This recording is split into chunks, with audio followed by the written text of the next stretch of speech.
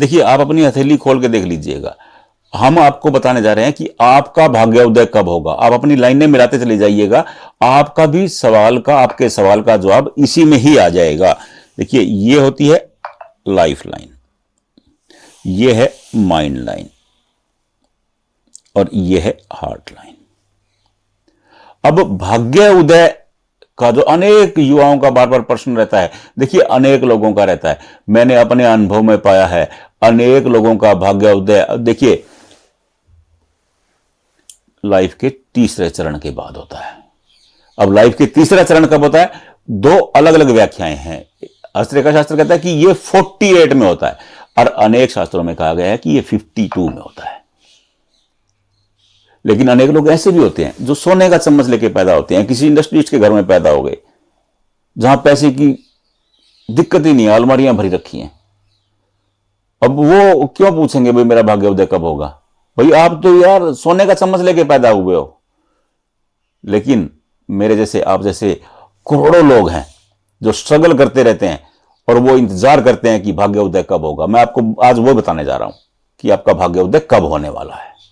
देखिए, आप अपनी भाग्य रेखा को, भाग्य उदय में भाग्य रेखा का और धन रेखा का अहम योगदान होता है।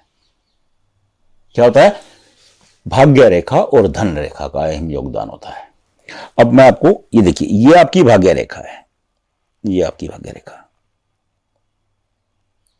अगर भाग्य रेखा शुरुआत में मोटी है, मान लो कि यहां तक मोटी आ गई आपकी भाग्य रेखा, ये आपकी माइंड लाइन है, मान लो ये माइंड लाइन यहां तक मोटी आ गई, मोटी मोटी भाग्य रेखा है, ये माइंड लाइन तक एज होगी 31.5, भाग्य सोया रहेगा। रेखा जितनी मोटी होगी ना, भाग्य उतना कमजोर होगा। रेखा जितनी पतली होगी, भाग्य उतना उज्जवल होगा। अब यहां से रेखा पतली हो गई, मान लो ये रेखा यहां से पतली हो गई, तो कब भाग्य उदय होगा? 32। अगर ये रेखा यहां भी मोटी है, यहां तक मोटी आ गई, कब भाग्य उदय होगा?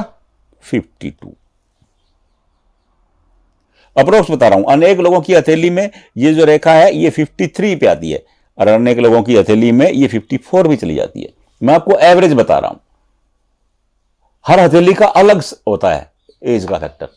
ये एवरेज रेखा है कि यहां से पतली हो गई, मान लो कि 52 के बाद 52 का 53 हो जाएगा, कोई दिक्कत नहीं है। जो आदमी 52 साल इंतजार कर सकता है ना, वो 53 भी कर सकता है।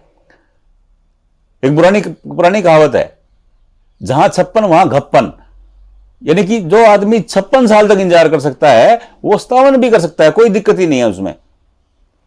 तो बस आप देख लीजिए, है भाई रेखा पतली हो रही है, भाग्य उदय चमकने वाला है, कोई दिक्कत नहीं है। और दूसरा इसका वर्ण देख लीजिए भाग्य रेखा पर, मैं आपको सूर्य रेखा के बारे में बताऊंगा। अगर अब दूसरा मैं आपको बता देता हूं, भाग्य रेखा पतली है आपकी, देखिए ये भाग्य रेखा पतली है, पूरी उम्र पतली आ रही है, लेकिन इस भाग्य रेखा में जहां ट्रायंगल आ जाता है, ये ट्रायंगल आ गया, ये ट्रायंगल, समझ लो कि जवानी शुरू होते ही आपका भाग्य चमक गया।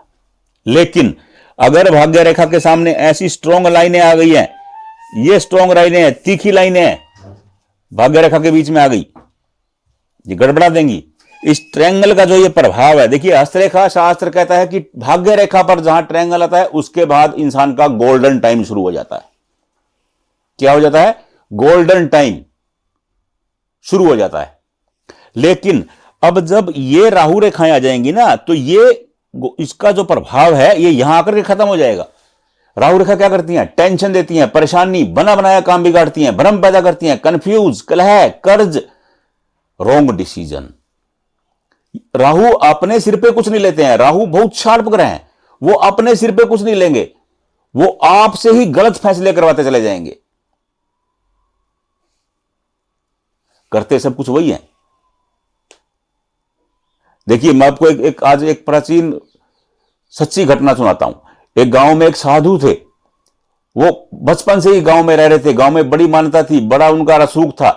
लेकिन वो बात करते करते वो कोई भी बात करके एक बात बोलने लगे, मारे आप नाम बैल का, मारे आप नाम बैल का। गांव वालों को लगा कि पता नहीं इनका तकिया कलाम हो गया है कि मारे आप नाम बैल का।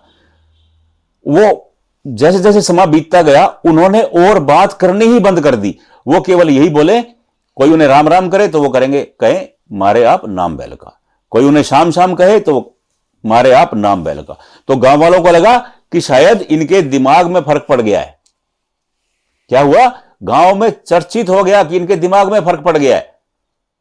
लेकिन एक दिन वो गांव की तरफ निकले और एक बैल खूंटे से बंधा हुआ खड़ा था। वो उस बैल के सामने खड़े होकर के मुस्कुराने लगे। अनेक लोग वहीं उन्हें देख रहे थे। वो बोले कि पता नहीं बाबा जी धूप में खड़े होकर के बैल के सामने क्यों मुस्कुरा रहे हैं। चंद मिनटों का ही खेल था। बैल को पता नहीं क्या मन में आया, उन्होंने अपनी रस्सी तुड़वाई और दौड़ के बाबा जी को उठाया और पटक दिया दूर। बाबा जी के प्राण पखेरु हो गए। तब गांव वालों को लगा, ओहो, बाबा जी तो इतने सालों से बोलते आ रहे थे ये बात कि बैल से ही इनके प्राण पखेरु होंगे। क्योंकि देखिए, वो कोई भी कारण होता है, कोई भी घटना घटती है, उसके पीछे कारण बना देते हैं। यही हमारी देव संस्कृति है। देखिए, कोई भी कारण, अब ये राहु है, राहु कभी भी राहु का नहीं, वो आपसे ही गलत डिसीजन करवा करके आपको अमलियामेट करवा देंगे अगर ये रेखाएं आ जाएंगी तो। हां, इन रेखाओं के बाद अगर ये भाग्य रेखा बली है, सीधी है, तो आप तय मान लीजिए कि 52 के बाद फिर टाइम आपका है, फिर समय आपका है। 52 के बाद भाग्य चमकने वाला है। अगर एक रेखा यहां से ऐसे आ गई है, इसे कहते हैं शनि वक्र रेखा। वक्र दृष्टि आपने बड़ा चर्चित शब्द है, सुना होगा। टेढ़ी नजर, थोड़ा सा ग्रह टेढ़े हो जाते हैं, इसे शनि वक्र रेखा थोड़ी सी ये परेशान करती है। लेकिन हस्तरेखा शास्त्र कहता है कि अगर भाग्य रेखा की कोई शाख शनि वक्र रेखा को काट देती है तो वक्र रेखा प्रभावहीन हो जाती है।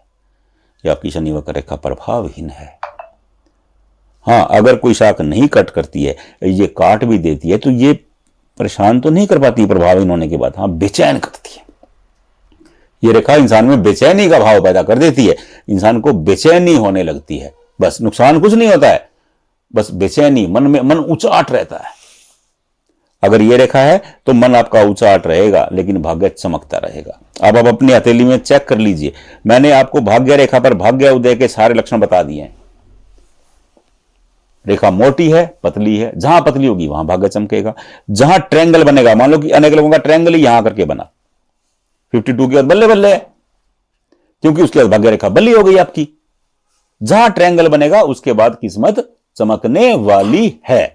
अब बिल्कुल सिंपल सिंपल सार है, मैंने आपको बिल्कुल सिंपल सिंपल भाषा में समझा दिया है कि आपका भाग्य उदय कब होने वाला है। आप अपनी हथेली में खुद चेक कर लीजिए।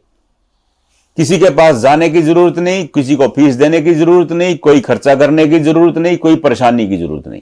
अपने पंडित खुद बनो। हम लोग यही नारा लेकर के चल रहे हैं कि हर आदमी अपने भाग्य का खुद विधाता हो। हमारी कोशिश यही है। समझ लीजिए, देख लीजिए। नहीं समझ में आ रहा, इसी पर नंबर है, व्हाट्सएप कर दीजिए, कमेंट बॉक्स में भेज दीजिए। जहां वीडियो देख रहे हैं वहीं कमेंट बॉक्स में अपने हाथ का फोटो खींच के भेज दीजिए, हम आपको वहीं जवाब दे देंगे। व्हाट्सएप करना चाहें व्हाट्सएप कर दीजिए, हम आपको व्हाट्सएप पे जवाब दे देंगे। लेकिन पहले आप कोशिश कीजिएगा। आप कोशिश करेंगे, हमें बहुत खुशी होगी। राधे राधे।